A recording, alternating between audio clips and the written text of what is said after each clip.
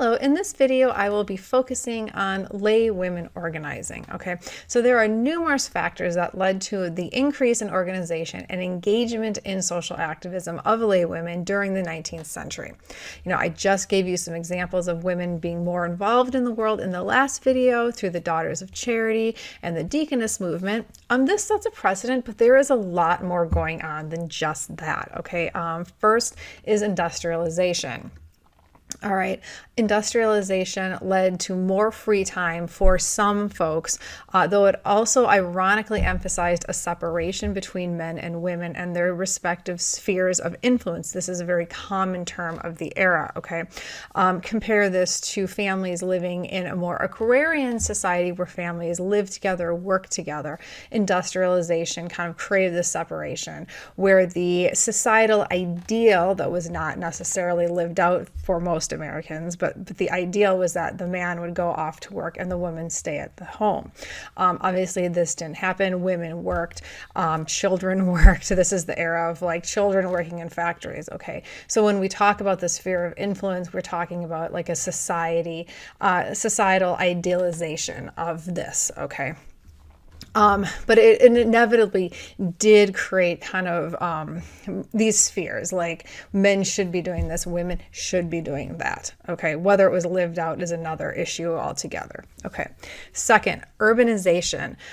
People are moving to the cities, and with this, you are getting higher concentrations of people, which exacerbates certain social problems. Social problems didn't start in the 19th century, but obviously cities kind of exacerbate issues, and so people were getting concerned about, corruption, poverty, homelessness, things like that. Okay.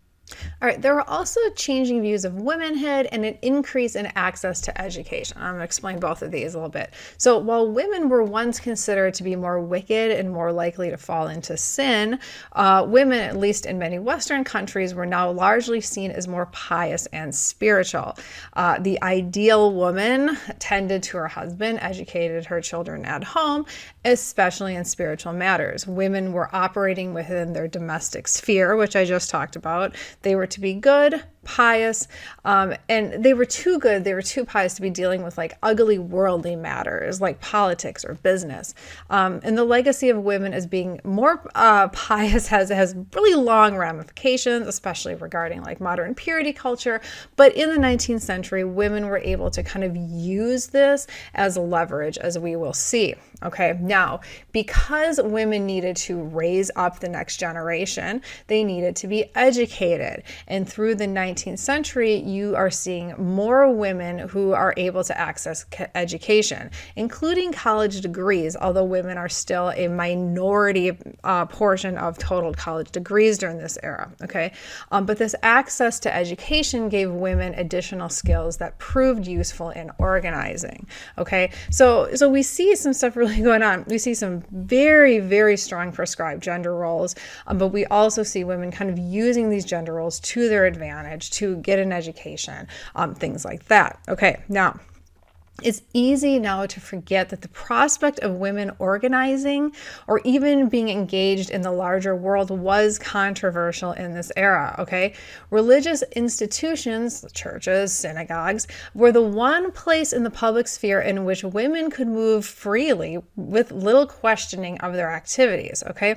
Therefore, the earliest kind of lay women-led organizations tended to be directly associated with a church or a synagogue, because there was a parallel movement in Judaism at the same time here.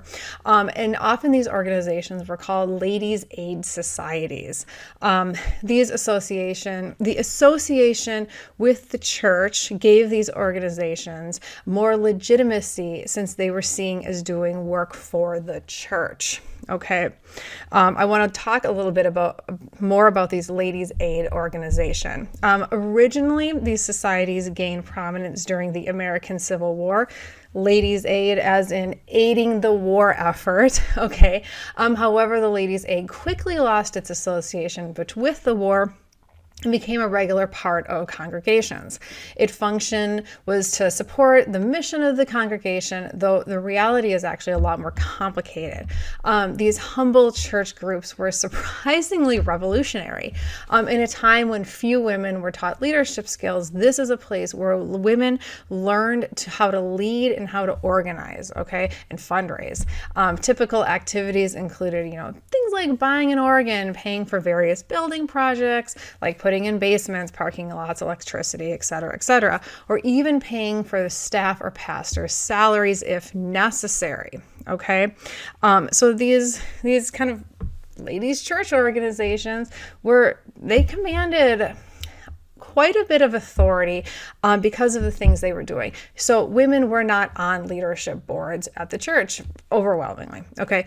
But they could raise funds, and then they could purchase the things that they wanted to do themselves, okay? So it gave women kind of an unofficial source of power within their congregations, okay?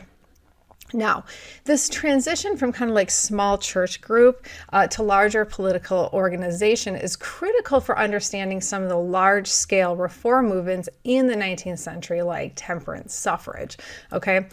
The process by which women move from these local groups to national groups is varied, but general patterns can be discerned, all right? So over time, small local women's groups expanded their activities, all right, outwards into their communities.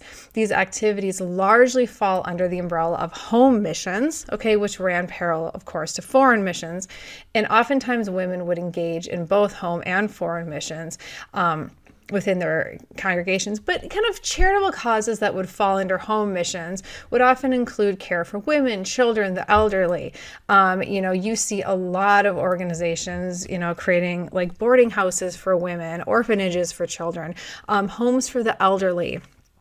These organizations supported hospitals financially, but also by making surgical dressings, visiting patients, buying prosthetic limbs, which was actually a surprisingly commonplace thing for these women's groups to do.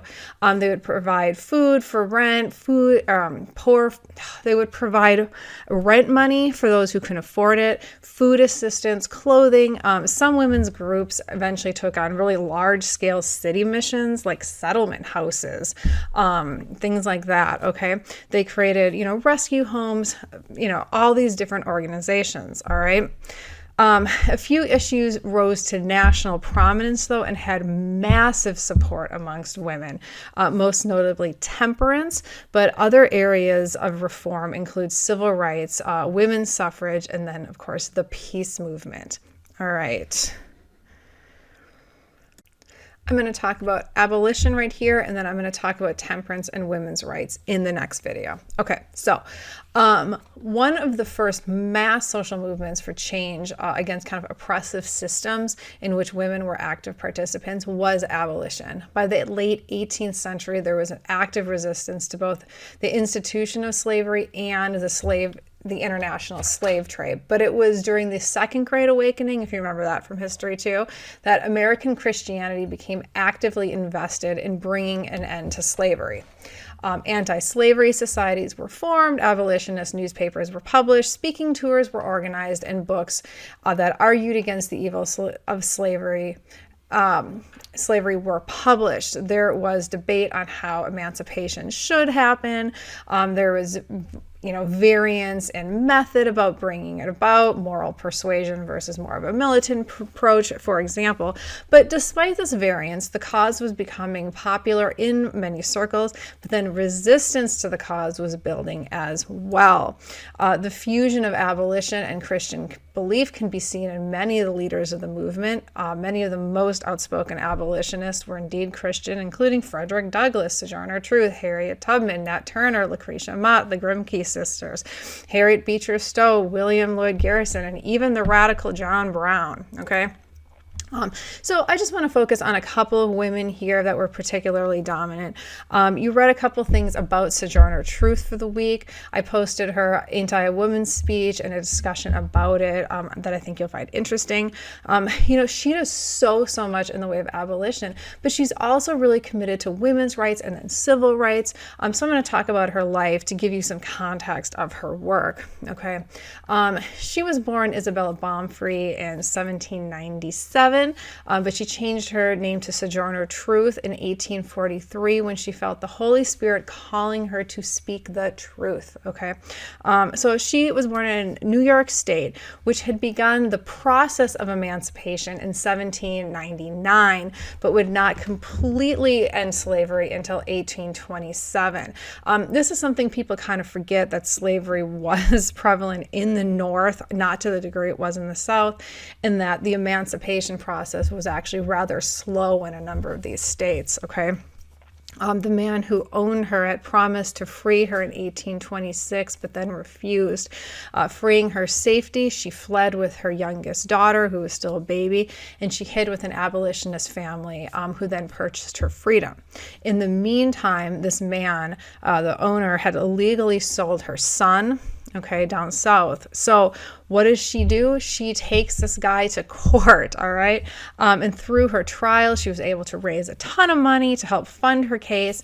And she becomes one of the first Black women in U.S. history to successfully sue a white man, all right? And then in the 1830s, Truth started attending religious revivals and eventually became an itinerant preacher herself, all right?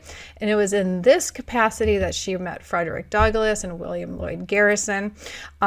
They both encouraged Truth to give speeches about the evils of slavery, which she did, becoming a regular kind of on the speaking circuit. All right. And as a Black woman, she faced, additional dangers when doing this. At one point, there was an angry mob who was about to attack her, and she was amazingly able to calm them by singing. Her biography, The Narrative of Sojourner Truth, was published in 1850, and this brought her national recognition. Around this time, she moved to Battle Creek, Michigan, where some of her kids lived, and there she continued to, speak nationally for abolition.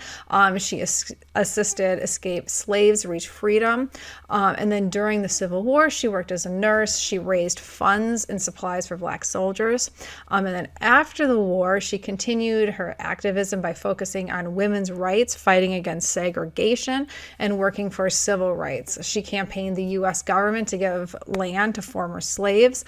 She even brought it up with Lincoln himself when she met him, though Congress did not act on this. So really, she's a pretty incredible person. Really, she really did some interesting stuff, and her social reform, kind of goes into a bunch of different areas. Okay. So there was a number of other women involved in abolition. I'm going to stop here with her. I did put up a good little video on Harriet Tubman on Moodle. It's like 4 minutes that you can watch. I think you'll enjoy that to see another woman who is really active in abolition, women's rights. Boy, she did other stuff. She built a home for the elderly. So that's a very interesting one as well. And I encourage you to watch that. All right. Thank you, everybody. Bye.